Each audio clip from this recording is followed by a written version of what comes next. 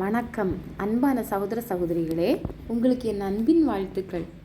மனம் என்கிற எபிசோட்டுக்கு உங்கள் அனைவரையும் அன்போடு வரவேற்கிறேன்.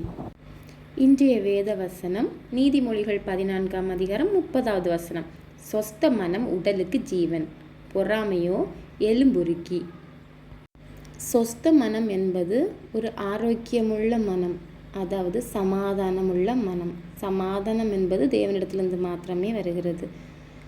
அந்த சமாதானமுள்ள சொஸ்தமான மனம் இருந்தால் நம்ம உடலுக்கும் அது ஜீவனாக இருக்குது. அதாவது நமக்கு நல்ல ஒரு மனம் இருக்கும்போது இரவு நேரங்களில் நல்ல நித்திரை வரும். அப்போ அந்த நேரங்களில் ஸ்கின்னு பாடி எல்லாம் ஹீல் ஆகும். ஆனால் பொறாமையோ எலும்புருக்கின்னு கொடுக்கப்பட்டிருக்கு. பொறாமை என்பது நம்மளை பார்த்து வராமல் பிறரை பார்க்கும்போது அந்த மாதிரியான நோய் வருது. பொறாமை என்கிற நோய் ஒரு கொடிய நோய். அது பிறரிடத்தில் உள்ளதை பார்க்கும்போது, அதை இச்சிக்கும்போது நம்மிடத்தில் அது உருவாகுது. இந்த கொடிதான பொறாமை என்கிற நோய்.